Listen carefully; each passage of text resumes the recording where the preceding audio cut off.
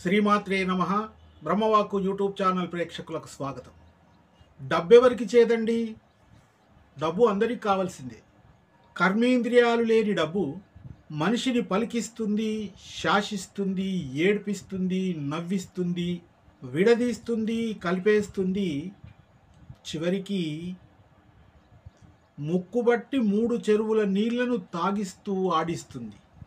మరి ఇంత చేసేటటువంటి డబ్బును సృష్టించింది ఎవరు? మనిషే కదా. సృష్టించినటువంటి మనిషినే డబ్బు తన దాసునిగా చేసుకొని సుఖశాంతులతో పాటు అనేక అనర్థాలను కలిగిస్తుంది. పాత సినిమాలో ఒక పాట వినిపిస్తుంది.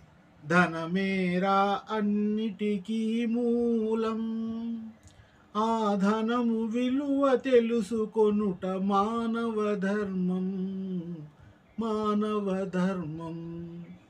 సుఖదుఖాలకు, శాంతి సౌఖ్యాలకు అన్నిటికీ మూలమైనటువంటిది ధనమే. ఆ ధనము విలువ తెలుసుకొని మనిషి ప్రవర్తించాలి అంటారు. ధనమూలం ఇదం జగత్ అన్నారు. డబ్బున్న చోట అన్నీ ఉంటాయి. డబ్బు మనిషిని ఉన్నత స్థాయికి లేదా పైకి తీసుకెళ్తుంది. కానీ అదే డబ్బు ఆ మనిషి పైకి పోయిన నాడు తన వెనకాల తీసుకెళ్ళలేడు. ఇది పరమసత్యం. మేము చిన్నగున్న రోజులలో అంటే 50-60 సంవత్సరాల క్రితము మనుషుల మధ్య ప్రేమానురాగాల వల్ల బంధాలు, అనుబంధాలు, సంబంధాలు ఏర్పడాయి. కానీ ఈనాడు ఎవరి దగ్గర డబ్బెంత ఉంటే వాళ్ళతో బంధాలు, అనుబంధాలు, సంబంధాలను ఏర్పాటు చేసుకుంటున్నారు. డబ్బు వల్ల మనిషిలో ఎంతో మార్పు వచ్చింది. అర్థాన్ని చతుర్విధ పురుషార్థాలలో చేర్చారు. అంటే డబ్బు సంపాదన అనేది తప్పనిసరి. డబ్బు లేకపోతే మనిషి దేనికి కొరగాడు కదా. డబ్బు లేనివాడు విలువలేనివాడుగా చలామణి అవుతాడు. అందుకే డబ్బు అవసరం. లోకంలో డబ్బు లేని వాడి గురించి మాట్లాడుతూ కాసు లేనివాడు గవ్వకు కొరగాడని అంటుంటారు.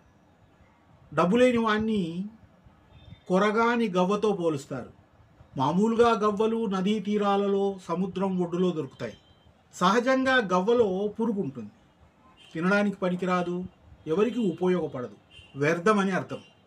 అందుకే ధనం లేనటువంటి వాడు యోగ్యత లేని మనిషిగా చలామణి అవుతున్నాడు. ఏ విధంగా గవ్వ వ్యర్థమైందో కాసు లేని మనిషి కూడా వ్యర్థము, విలువలేనటువంటి వాడు అని చెబుతూ, అదే వ్యర్థమైనటువంటి గవ్వ రాజుల ఇళ్లలో, సరే ఈనాడు రాజులు లేరు, ధనవంతుల ఇళ్లలో ఉంటే ఆ గవ్వకు అత్యంత ప్రాధాన్యత కలుగుతుంది.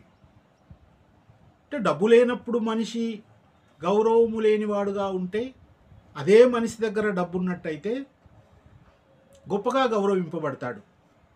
ఈ విషయాన్ని వేమన గారు తన పద్యంలో, అధముడైన మనుజుడు అర్ధవంతుండైన నతని మాట నడచునవనిలోన గజపతింటనున్న గవ్వలు చెల్లవా విశ్వదాభిరామ వినురవేమ. అధముడైన మనిషి అర్ధవంతుడైన, నీచమైన మనిషి అయినా సరే ధనము కలిగి ఉన్నట్టయితే అతని మాట నడచు అవనిలోన, ఆయన చెప్పేటటువంటి తప్పో ఒప్పో భూమి మీద చెల్లుతుంది. గజపతింట ఉన్న గవ్వలు చెల్లవా. ఇక్కడ గజపతి అంటే మనం సంపన్నుడు అని అర్థం తీసుకోవచ్చు. అందుకే సంపన్నుని ఇంట్లో ఉన్నటువంటి గవ్వకు కూడా విలువ లేదా అంటే విలువ ఉంది. డబ్బు లేనివాడు దేనికి కొరగాడు. డబ్బుంటేనే గౌరవ మర్యాదలు. అందుకే వేమన గారు డబ్బు యొక్క ప్రాధాన్యాన్ని తెలిపారు. నేటి సమాజంలో డబ్బున్న వానికి ఇస్తున్నంత గౌరవము లేని వారికి ఇవ్వడం లేదు. డబ్బున్నవాడికి సాధ్యము కానుదంటూ ఏమి ఉంటుంది? ఏమీ ఉండదు. ఏదైనా క్షణాల్లో తన దగ్గరకు వస్తుంది. డబ్బున్న వారికే డాబు, దర్పము, గౌరవ మర్యాదలు, ఉన్నతాసనాలు, వారి చుట్టూ వందిమాగదులు చేరి పొగుడుతూ ఉంటారు. ఏ రంగంలో ఉన్నా మంచివారైనా దుర్మార్గులైనా డబ్బున్న వారినే ఇంద్రుడు చంద్రుడు అని పొగుడుతూ ఉంటారు. అందుకే డబ్బుండడం వల్ల సుఖ సంతోషాలు కలుగుతాయి, చాలా సంతోషం. కానీ డబ్బుండడం వల్ల గర్వం రావడము, డబ్బు సంపాదనకై అనర్థాలు చేయడము, ఇతరుల శ్రమ దోచుకోవడము, ఇతరుల యొక్క రక్తాన్ని పీల్చడం అనేది సరి అయినది కాదు. డబ్బు అందరికి అవసరమైన అక్రమ సంపాదనలో తృప్తి లేదు.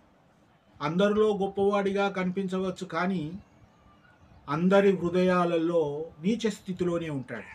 డబ్బున్నా డబ్బు లేకపోయినా మనుషుల యొక్క గొప్పతనాన్ని గుర్తించి, వారిలోని సేవాభావాన్ని గుర్తించి, వారిలోని మంచితనాన్ని గుర్తించి గౌరవించాలని తెలియజేస్తూ, సరిపోయేంత డబ్బున్న తర్వాత ఇంకా డబ్బు మీద ఆశతో అశాంతికి, అనారోగ్యానికి, శాంతి సౌఖ్యాలకు దూరం కాకూడదని తెలియజేస్తూ, సర్వే జనా సుఖినో భవంతు.